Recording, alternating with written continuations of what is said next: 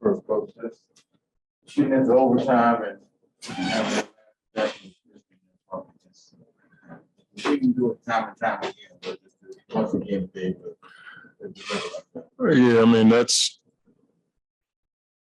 I told the guys it was just a lot of character and integrity to be able to play on a back-to-back with that kind of energy against the team that was sitting there waiting for us, and the plays that, as you alluded to, Chris making down the stretch, campaign, knocking down free throws, Jay and Cam and Chris guarding Lillard after he stroked a few, and the adjustments that we just, had to make once he started rolling. It was obviously the play that Chris made to score, but there was a number of plays that allowed for us to walk out of here with a big time win against a hungry team. And DA, first game back, I'm in my mind, I'm thinking, minute restrictions. He comes back and plays 44 minutes and goes for, 28 and 13. But also Cam Johnson's ability to space the floor and take shots. Like he didn't shoot a great percentage, but I thought he took those shots, and that's what he has to do. He has to get used to taking those big shots in those moments. And campaign was pretty good for us. But Chris is just, he's just an amazing basketball player. And even when he's dead tired, he just finds a way to make plays. And, the biggest play, I thought one of the big plays was the steal he got that allowed for us to call timeout. That was a huge possession for us because I think it was 6. And then we were able to get the ball and score and cut it to 4. I thought it gave us a bit of momentum. I wanted to ask you about the challenge. What did you see that made you challenge that? And I was trying to figure out who's the challenge your jump ball. Yeah.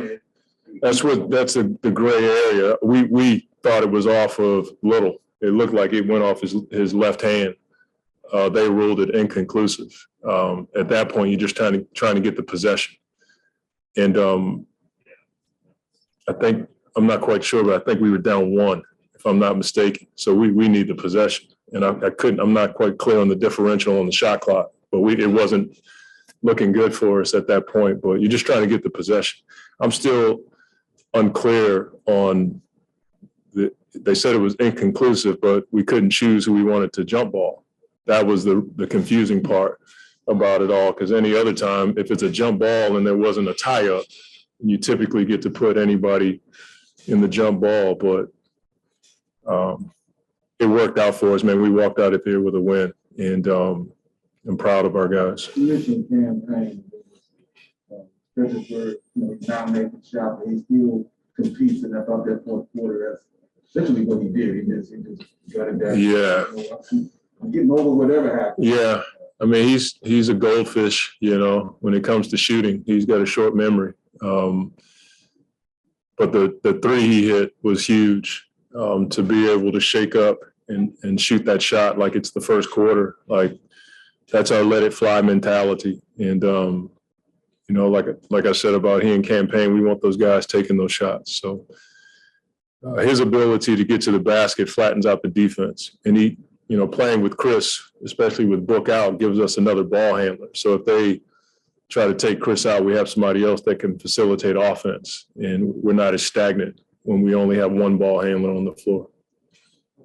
DA, I know we've talked about this earlier before.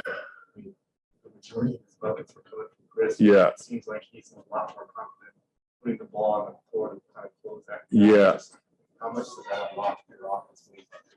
Yeah, I think the know-how, understanding where his teammates are, is something that we try to work on. But, he and JaVale, Mark Bryant, Sticks, they work on that a ton as far as the footwork. Jay gets in that group and they work on, that particular part of the floor. When Chris and Book get blitzed, they have to facilitate and make plays. And he was good at it last year as far as finding people. Now he's putting the ball down so much more easier.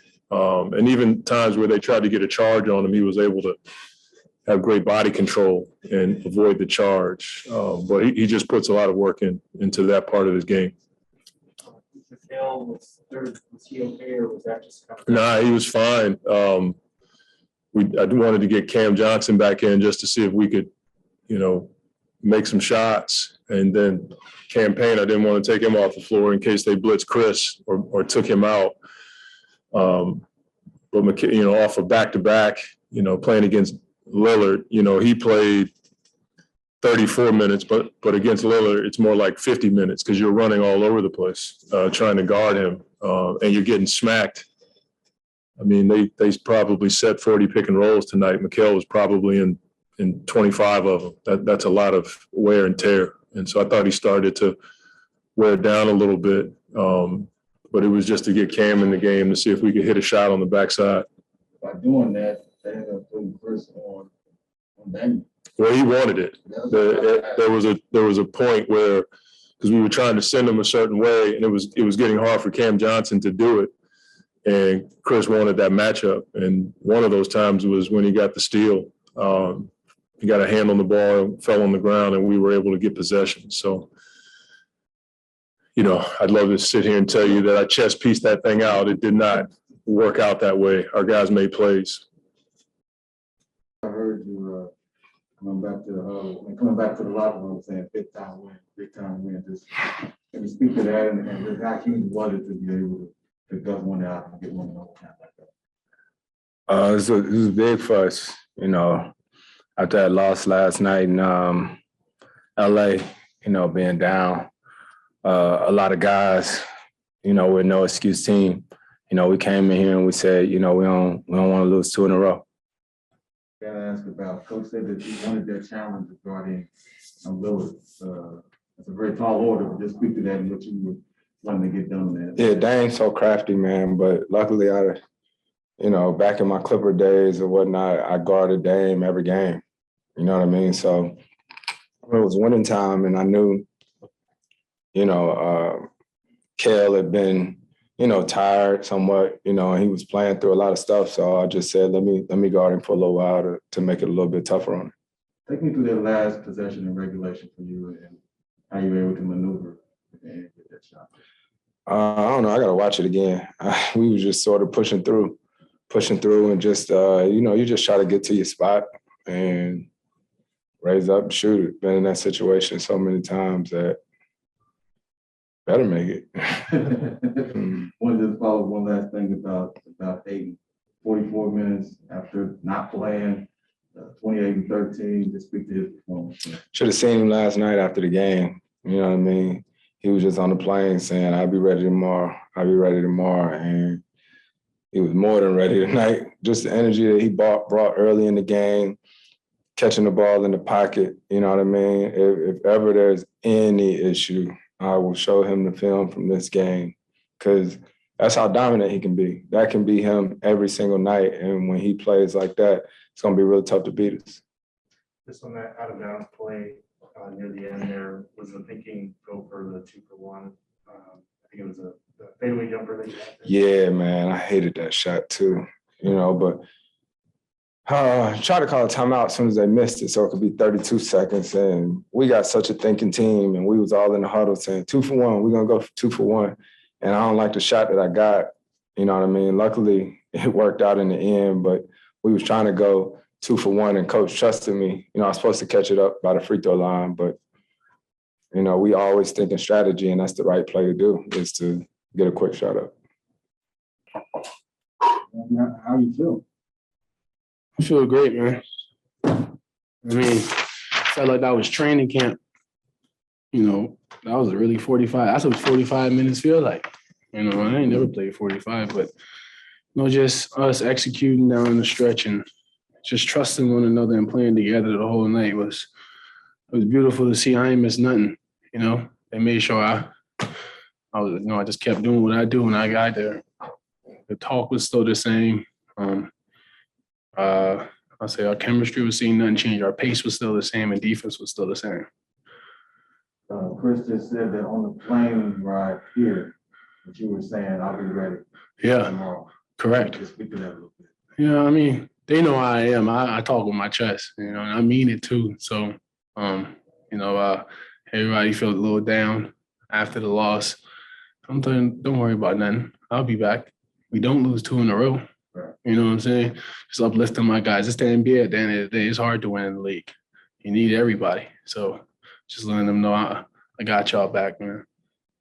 I'm just, when you missed the 2 games, and I know you were doing all that testing and all that. So how are you getting through that and not playing and not feeling well? And then I lost 10 pounds off that illness.